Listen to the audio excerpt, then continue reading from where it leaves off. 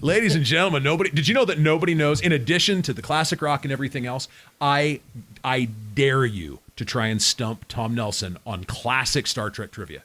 Guaranteed. Oh, are you a Star Trekkie? I am a Star Trekkie. Or a Trekker. A Trekker. Which is what they prefer. They don't like to be called, true. they don't like, because a Trekkies are the geeks. Yeah, friendless virgin has already been taken.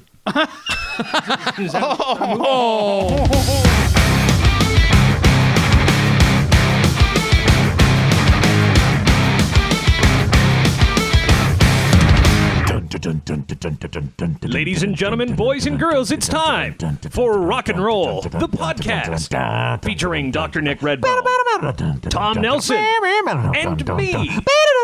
Today's podcast is brought to you in part by Candy corn, the other paraffin wax. By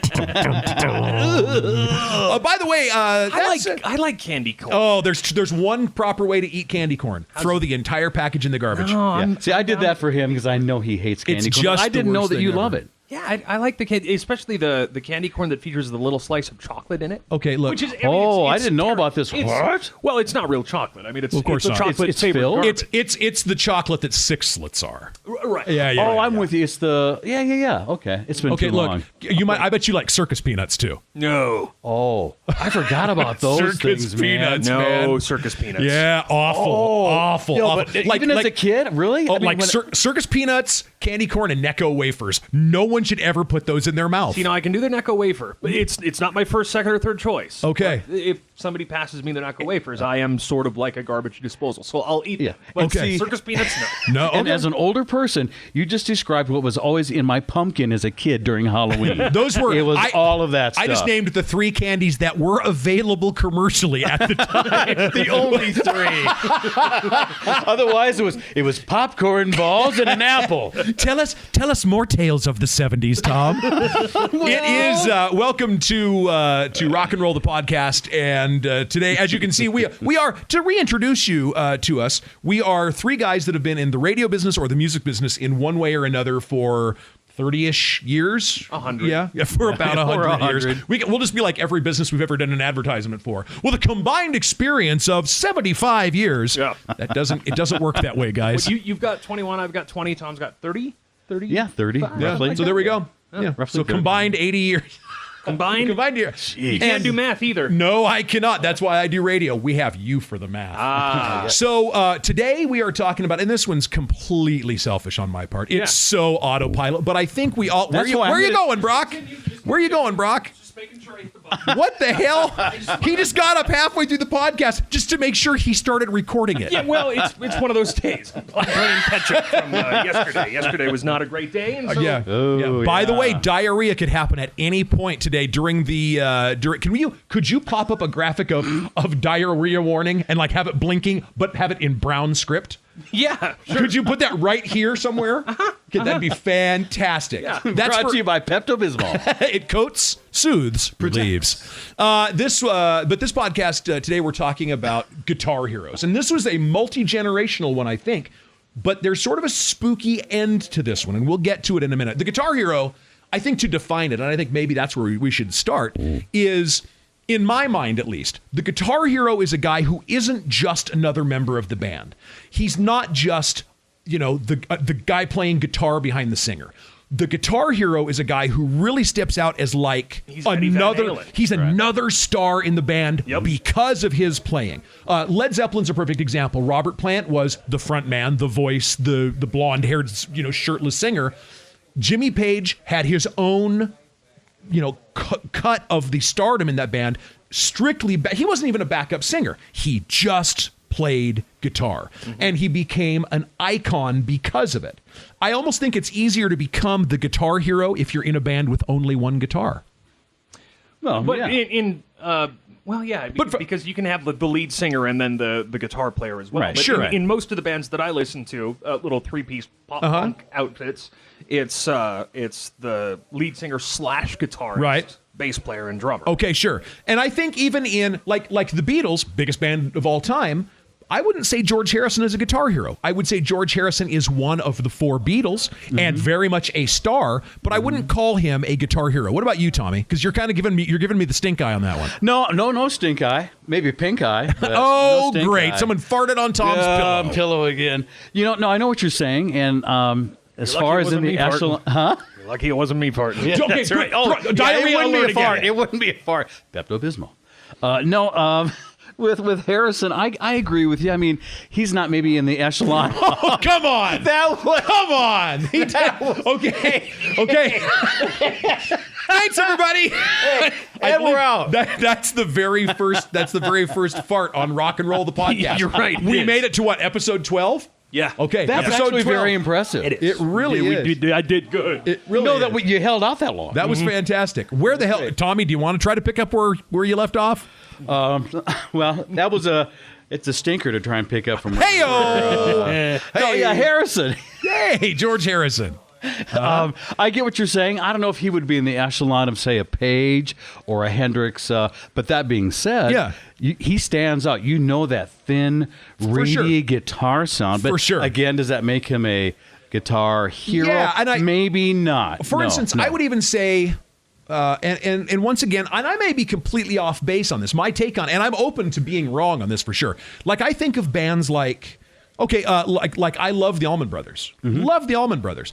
I don't know if they've had so many different guitar players over the years. I don't know that I could name the guitar hero in the Allman Brothers, but at the same time, true. With Deep Purple, I would say Richie Blackmore. Definitely guitar hero. Yeah, I agree. So am I even clear on what the point is I'm trying to make here? I think the fart... No, not at all. Tommy just looked at me with no irony in his face whatsoever. It just said, no. You're not. We're lost. We're completely I'm still lost. trying to get some oxygen over here. No. Oh, there's more. Don't you worry. Okay, I think we need the diarrhea alert for a third time. Sure. Okay, a flashing You're putting brown a lot of graphic. work into this podcast for me. Wow. Well, we were supposed to do 2 this week, It's true. so do 1. But again, diarrhea. Okay. Maybe my topic sucked, so we're just going to shift to diarrhea. Let's talk about it. When was the last time you had diarrhea? Let's see. Well, what time is it? I think the guitar hero is almost becomes a secondary frontman. I don't think he takes anything away from the lead singer. I think he just becomes, because in most of the rock bands, you do kind of get the star, usually the frontman lead singer, and then you get sort of his guys, right? But in this case, What do you mean his guys? Like the rest of the band? The rest of the band. Okay. But in this case, there's definitely a second star in the band, definitely a second front man, and he's that guitar player. And people look forward to the guitar moments he's going to have in the band. Right, Eddie Van Halen. Eddie Van Halen, Yeah. the obvious ones. Jimi Hendrix and Eddie Van Halen and Jimmy Page and Eric Clapton, guys that not only changed up the business, but wherever they were, people were watching them because they were whatever band, like Clapton, he's the guy that everyone just watched. What's Clapton doing now? Okay, that's where the guitar hotbed is going to be. Everyone's paying attention to him. Right. Wherever he went, people paid attention. That's definitely a guitar hero. Almost, that was the Clapton is God thing. The spray painted graffiti was pretty solid at that point. So, that was a big thing in the 60s and in the 70s for sure. And I think even moving into the 80s. I think Aerosmith has got the same thing going on. I see now. Once again, I would say Aerosmith, maybe. That's a tough one for me. And I think maybe it's funny. I said this was going to be easy for me, and now I'm realizing I'm way off. Yeah. No, not as far as you know. As far as No, you you're know, not. You really aren't off. No, I mean, that's a good point. But you're right, because Joe Perry, man, he's very much by your definition, would he fall under the guitar hero But that part? tells me that maybe my definition is wrong. Because, 2 guitar players in that band. Brad Whitford is the other guitar player, but nobody talks about Brad. But Joe Perry, Steven Tyler's like, he's like fireworks on cocaine. I mean, you can't take your eyes off him. But the minute you do, there's Joe Perry over there. Sort of Fireworks on. There's Joe Perry over on the side, next album, with a cigarette hanging out of his mouth, pulling off that sort of Keith Richards cool. He's sort of the dark, knight over in the killing it on guitar. In that same vein, too, you've got think of John Bon Jovi and Richie Sambora. Would that be? Richie Sambora qualifies for sure as like the second star of the band, and once again, kind of that gunslinger guitar vibe going on with him. Definitely. So, the Guitar Hero, maybe I'm trying to too rigidly define it, which I think maybe I am. There's probably more to it than that. I would say there is a difference between the Guitar Hero and the Guitar God. You and I have had this talk, Tommy. Yeah. We cheat a lot because our studios are so close together. Yeah. So we got a head start with you on these. But as far as like a Guitar God, I think there have been two, literally only two. I think Jimi Hendrix and I think Eddie Van Halen. Yeah. Because they changed everything about the instrument when they made their debuts. I'm surprised you didn't bust out. We have talked about it, but I'm surprised you didn't include Jeff Beck in there. Jeff Beck is definitely a Guitar Hero. He's like Page and Clapton and Hendrix combined. Jeff Beck's a different creature. The only reason I would say Jeff Beck doesn't fall into that is because Jeff Beck's always just been Jeff Beck, and he's always been kind of under the radar. You and I know who Jeff Beck is. Yeah. Guitar players know who Jeff Beck is. Do you know who Jeff Beck is? I do, but I was in a band. Okay. I've never played Jeff Beck on the radio, and I've been playing radio for a long time. There we go. Yeah. But he does, as far a Guitar Hero, yes. Guitar God, I don't know that he did anything that jazz guys hadn't already done. Well, I think if you're defining Guitar God, Guitar Hero by mainstream success, I could see that. Well, and I kind of think you almost have to, because there's a look, YouTube has taught me anything, it is that there are a million great guitar players out there who aren't drawing a dime. Yeah. You know what I mean? Who aren't making waves in the music business. They're just great players. Yeah. It's one thing, you can be a great player, but to be a guitar hero and a guitar star, two completely different things, I think, for sure. So we move from the 70s. Another one you have to name, and this, talk about having to be able to step out of the biggest shadow ever. Brian May is a guitar hero from Queen. Brian May. I mean, Freddie, once again, if Steven Tyler is fireworks on cocaine, I would guess, sacrilege alert, Freddie Mercury is God on cocaine. I mean, he was so big, and so he sucked all the air out of the room. But Queen records aren't Queen records without that huge layered Brian May guitar sound. Some of the coolest guitar parts I've ever heard were Brian May playing under the greatest frontman of all time. So I agree. Yeah. But in the 70s, you do have these guys for sure. The Richie Blackmores, Smoke on the Water, these riff guys. Moving into the 80s, it continues, and I think it accelerates. I think the 80s might have been the best period of time for the Guitar Hero because of hair rock. Well, and I've been trying to think of some bands that are doing stuff today that have one of those, and it's hard. You've got Jason from Five Finger Death Punch. That's right. But he's not a guitar god. Right. Great guitar player. Right. But that's still very much Ivan Moody's thing. It really is kind of his vibe. Jack White, I would say, from the White Stripes and later his own thing. What about John Mayer? John Mayer is great. John Mayer is one of those weird ones. John Mayer, when people first hear me talk about him, they go, "You mean the Body is a Wonderland guy?" Yeah, but he's incredible. He's a monster. And a complete douchebag. And he's seen Katy Perry naked. He has. Let's take a moment for YouTube. And we're back. I think Katy Perry naked was just a great. I mean, that was a really weird U-turn. We were going like 75 miles an hour, and then he dropped us into reverse. Yeah.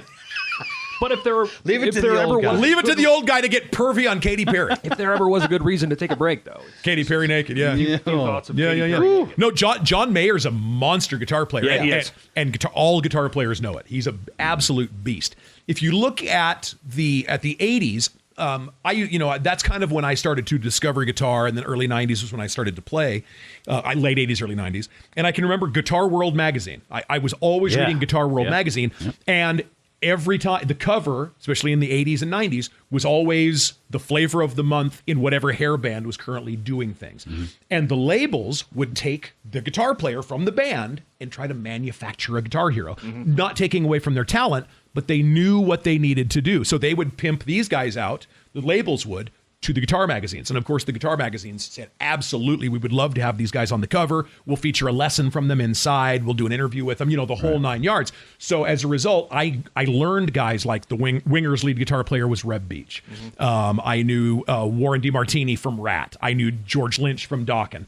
We were educated on who those guys were, less organically, but I think that built them up live, because you could go see Dokken when they came to your town and go, oh man, George Lynch, he's a monster. His instrumental was in the magazine. They taught us how to play it, Yeah. So that's how they would kind of create the guitar hero. That all kind of changed. God, we talked about how punk rock changes absolutely everything. Mm-hmm. Here came grunge. Yeah. And changed it all up. There were still guitar heroes. Kim Thale from Soundgarden, monster guitar player. Jerry Cantrell from Alice in Chains, great guitar player and really sort of the brains behind Alice in Chains. But the number of guitar heroes starts to decline. Mm-hmm. Why? Because punk de-emphasized it. They didn't take the guitar out of the mix. They de-emphasized the heroics. Mm-hmm. I think. I agree with that. Yeah. I can see that. Yeah. Now there are some great guitar players in punk too. The guy that plays, I guess, pop punk. The guy that plays for Sum 41 he's a machine. Holy cow! He's almost overqualified to play the stuff that he's playing right now. Mm-hmm. But it's totally fun. It's totally entertaining. Am I missing anybody in there that is just absolutely vital as the guitar hero? And I think my concept still needs to be shaped a little bit, because you guys both, I think, were absolutely right in telling me how absolutely wrong I was. Yeah, I'm still lost. Still have no idea where we're at. Is this because of the last 24 hours where you basically fought for your life against your own intestinal tract? Yeah. Did somebody upstairs just yell your name while we're trying to do a podcast? Possibly. I think I just heard somebody yell your name. It's very possible. This, what? I blame your diarrhea on ruining this podcast. You're welcome. Between your diarrhea, Katy Perry's boobs, and me being completely off base about the instrument that I personally have played for 32 years, we are underqualified to be doing this podcast this very day. I think it's the best one yet. Yeah. Hands down. We've never failed our way uphill so well. Yeah, we've done a good job. Absolutely. So to sum it up, because honest to God, we may have killed this podcast. May have already died. Is it dead already? No. I don't know. I mean, it's got a heartbeat. What else do we have? We could talk more diarrhea or Katy Perry's boobs. And that's been Rock and Roll, the podcast. Are we really rapping in here? I don't know. Where do we go from here? That's a song. Who played guitar on it? Is there any rescue there? No. This has been Rock and Roll, the podcast. Be sure to like and subscribe on YouTube and on Spotify. And please tell a friend, tell a loved one, tell an enemy, but for God's sakes, tell somebody, because we don't want friends to miss out on this kind of high-quality entertainment. Diarrhea. Oh, God, you threw it in like it was a commercial for North's Chuck Wagon. North's Chuck Wagon. Let's do the jingle. North's Chuck Wagon. This podcast has gone completely to shit. Holy shit, you know the North Chuck Wagon jingle. I heard it a million times back in the day. I can't remember what I had lunch for lunch 2 days ago, but I can remember that jingle from 1987. Until the next time, I'm Dr. Nick. Hello. That's Tom Nelson. That's Brock Johnson. Peace, love, and rock and roll. We're sorry. We're out.